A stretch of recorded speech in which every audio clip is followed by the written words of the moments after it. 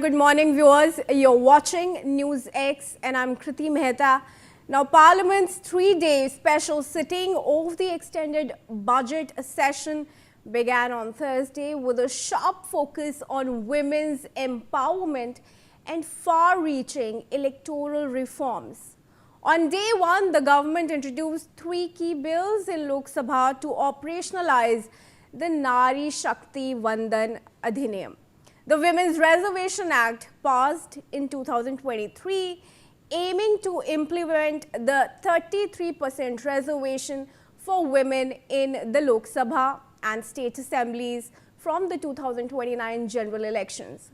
Union Law Minister Arjun Ram Meghwal tabled the Constitution 131st Amendment Bill 2026, while the Delimitation Bill 2026 and the Union Territories Laws Amendment Bill 2026 were also introduced.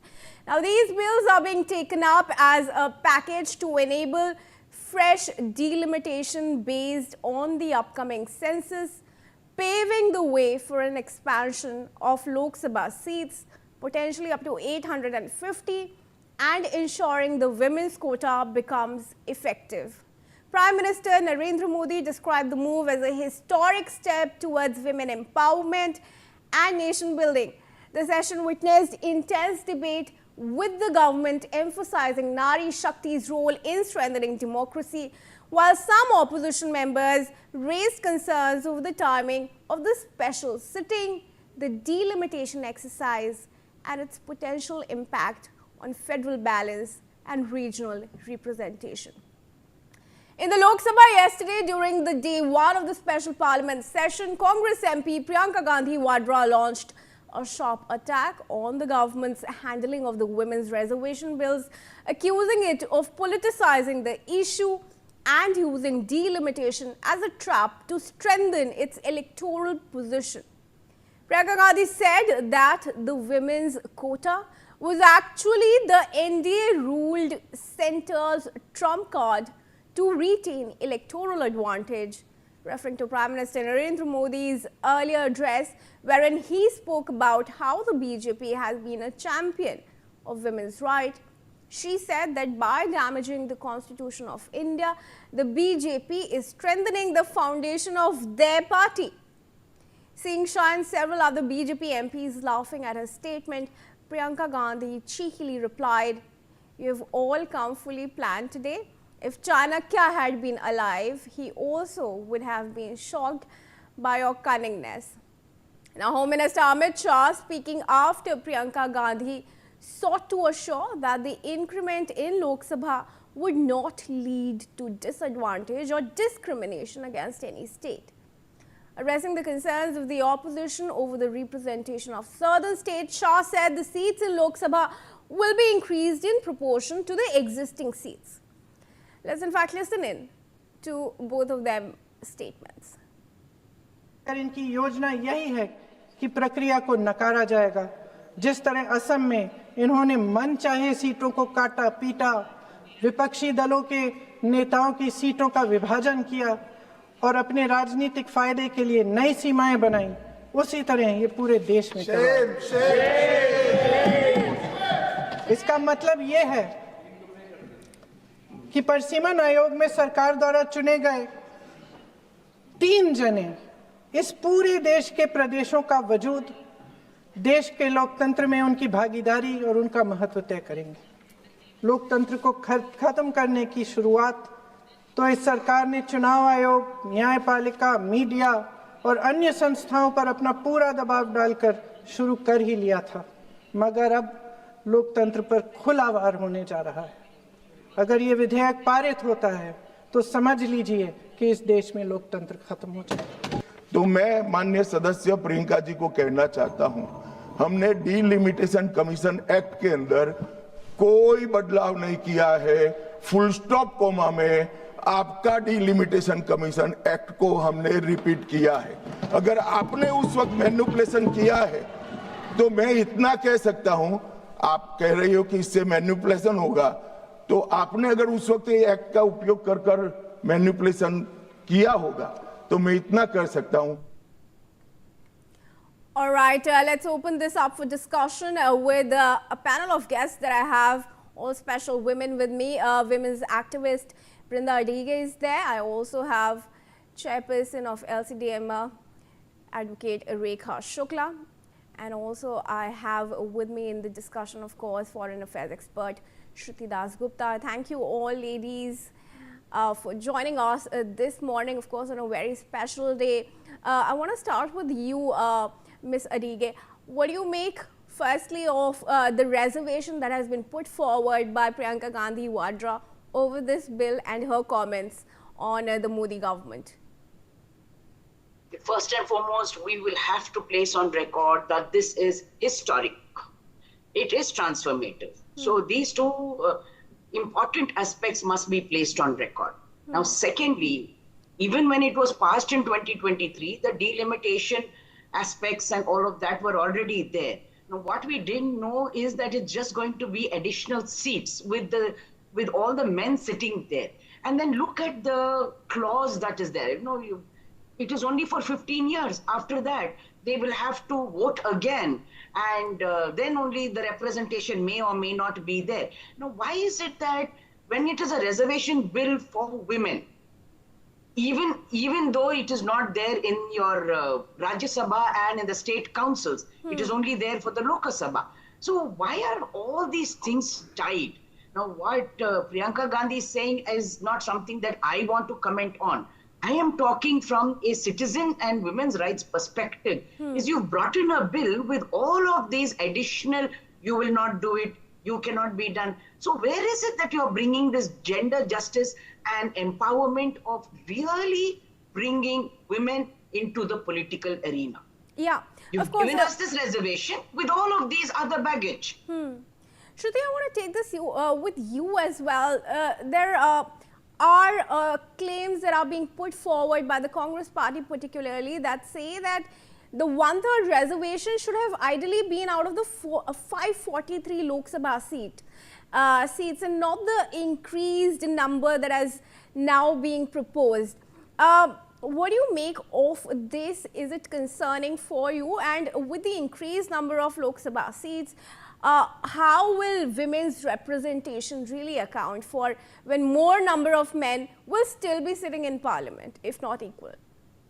Well, it's a 33% reservation. That does not mean that only 33% of the women can be voted in by the electorate to the Lok Sabha. So that argument pivots on the fact that they will a party will choose only to allocate a third of its seats to women councillors and hope they get into Lok Sabha. What I understand is that it should, there are already a large number of women there. Party-wise, they need to make changes. The 800 plus seats with the 50% increase per state is making barely any difference. There is obviously going to be more number of seats. It's not necessary that all of those seats will be allocated to men. Yeah. It's a personal choice per party. If they choose, they can have 50% women representation by making sure that 50% of the people contesting from their side are women. So this is just a constitutional guarantee, but women account for 50% more or less of the population. So it is a skewed ratio as far as population wise that we are looking at. Yeah. And as Brindaji pointed out, it is only in the Lok Sabha. It is not in the Rajya Sabha. It is not in the state assemblies. So there is no guarantee. The sunset clause of 15 years also ensures that the seats get increased. You get a little bit of feeling of empowerment, but only for a limited period of time until unless the next time it gets voted on. With large number of men, I'm assuming that only 33% get voted in, and let's say 40% even get voted in of the total Lok Sabha of 800 or 500, whichever number they finally get down to, and then the 60% of it vote against it. So that clause ensures that women reservation becomes a past rather than a historical move to change how gender equality is looked at in India. So it is for the 800 odd seat point, my biggest clause is, for me, it is beyond just the women reservation. We are going against the Article 81. That means one vote per person in that particular delimitation zones. there is not going to be equal value for every vote, because we are now going for pro rata basis increase of 50% per state, and from there we are going to cut out space for women. This ensures that the value of vote in the southern states becomes more than the value of vote in the northern or more populous states.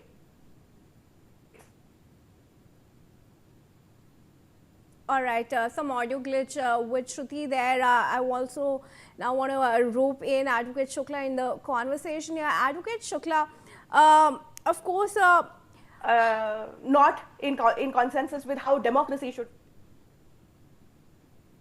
Yeah, Shruti, we are trying to fix your audio. Advocate Shukla, I want to bring you in, of course. Now, without a quota for the OBCs in this proposed bill, what is the real change that we can really expect as far as the upliftment of backward class women are concerned? Yeah, hi, good morning everyone, and very important discussion. I also want to say that this is indeed a very good and women empowerment bill, but at the same time this patriarchal mindset is being evident, that they have to bring in us in the political arena, which is a men's world, but for that they have to make adjustments, that the seats of men will not change, and for us women they have to create space, they have to create extra seats. So this is what is very disturbing. And now women's OBC quota. Of course, women is a weaker section, she needs reservation, and there is OBC quota, there is women from backward class community, they need little more help, little more hand holding to come forward, right? Yeah. So here, if we are talking everything now at this moment when the bill has been passed and the implementation is now implementation is not going to happen unless this debate is over or some consensus is there. So I'm not really surprised, or you can say I'm really surprised also when PM Modi is saying about the women empowerment, but actually they are adjusting us, they are not giving us a wholehearted welcome. This is what my thinking is. Okay. There is for women quota also, they have to debate why they need to do this debate. They should have done that before the voting, before the 2023 when All the right. bill was tabled. Brinda Adike, how important is it as a woman to address these caste, class reservations in such political bills that are being proposed?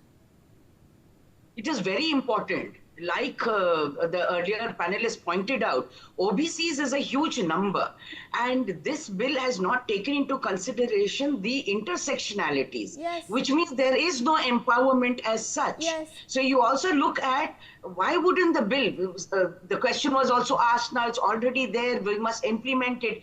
If they are debating and discussing, it doesn't take long for the parliament to say, here is a committee made up of all party representatives, and now we will say that this is the kind of OBC reservation that will be given, and mandate internal party reservations for leadership for women. See, we must keep in mind that while you have given the reservation, campaign finance is a huge challenge for women. So we will fall back on the patriarchal men within the parties or outside who has to support this kind of campaign for women. All right. There is also some discussions about the state financing the electoral system. But then we need to keep in mind, like the panchayat reservations, we might continue to get the relatives, like the sarpanch pati, coming in over there, and the OBC gang may completely be left out. Yes, like that absolutely. intersectionality is not there. Women, truly grassroots leaders, will not be representing their groups or themselves over there. So we are allowing, saying, women's reservation has come. Why are you worried which woman is coming? But Yeah. that is the crux of the matter. Correct, absolutely. In fact, stay